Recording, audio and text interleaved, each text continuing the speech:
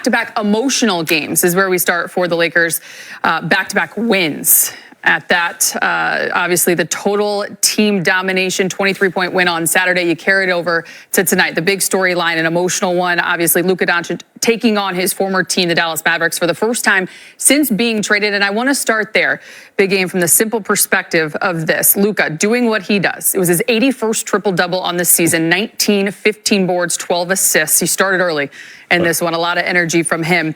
But Dorian Finney-Smith, who has played alongside Luka for plenty of seasons, said yesterday at practice, we know Luka is excited coming into this one, and we as a team will have his back. And I think especially down the stretch, you saw just that. It's been a short stint with Luka here in LA, but you're seeing good things in a short amount of time, and this was a great team win. Yeah, Luka's yet to really settle in. I mean, he's a very talented player. He's proven that coming in without really knowing the team well, understanding the tendencies, still getting used to everybody. But they've allowed Luka to be Luka. And tonight, from the beginning, I think he got a technical foul early. He was first very 4 minutes, energetic. 6 minutes. His first couple of buckets, he shot, and he looked at the Dallas bench and just growled. So it was electric down there. Pre-game, too, you could feel the energy, in the building. People were excited about seeing him play against his former team. And, yeah, he didn't let him down. Now, tell us more about being down there, James. That's what never mind. We'll figure it out one day. I'll let Chris fill all the But details. It's funny about when you watch Luka in this game, you can tell in that first half it was a lot of emotions. When's the last time you ever seen Luka shoot a ball off the side of the backboard? When's the last time you seen Luka shoot a clanker off the backboard? But the thing about Luka, though, he is such a guy who can read the game. He reads the game better than anybody. The way he can, hesitate. And I tell people all the time, Luka is not athletic at all. And most guys are used to playing athletic people. I'm like, this dude been in the league 6 years. But everybody keeps leaving their feet as he slow-mos it through the paint and finds someone open. The guy's just, his vision, though. I know we talk about his ability to score, but I think his vision might be better than his scoring ability. And speaking of Austin, Brez, I'm going to come to you for your thoughts. But just to add to it, many people wondered if the Lakers have kind of a big three now, as we saw on Saturday. We see it again. LeBron and Austin both combining for 47.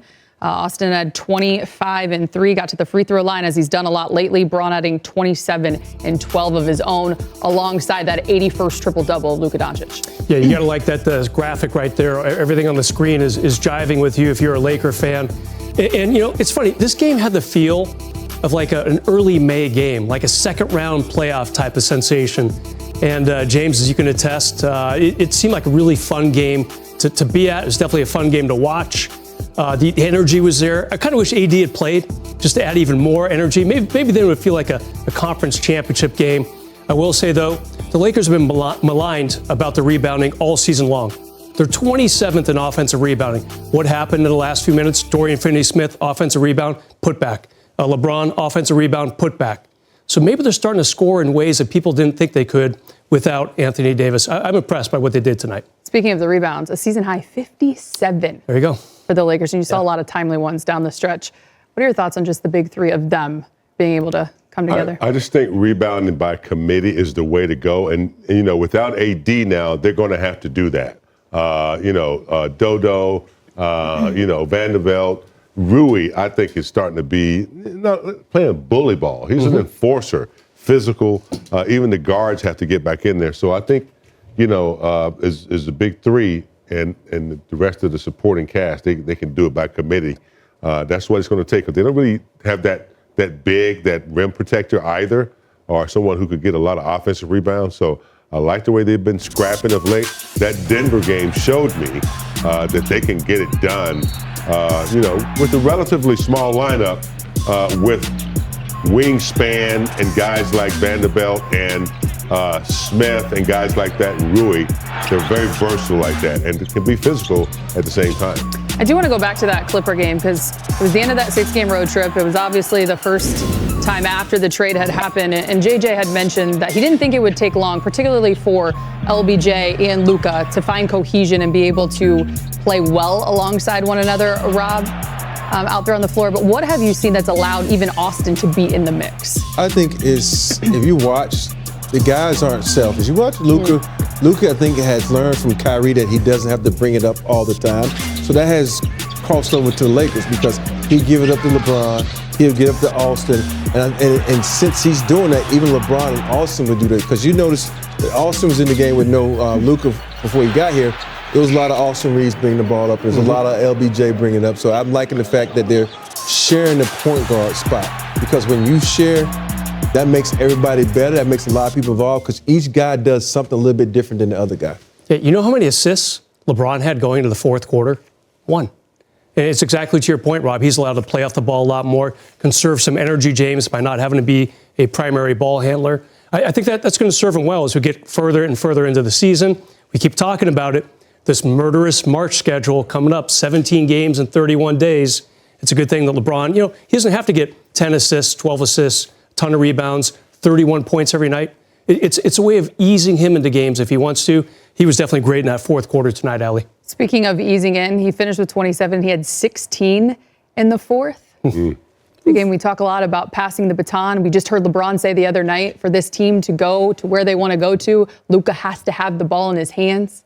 Yes. Are we watching it happen right before us? I think LeBron is so smart, and he's also trying to prolong his career, if there's such a thing. But the beauty of, taking the ball out of LeBron's hands, and sometimes they would give it to Austin, and they would try to get physical with him, make him exert more energy than he would have to at that position. It's hard to speed Austin up, but they could at times, get physical with him. With Luka, you're not going to speed him up.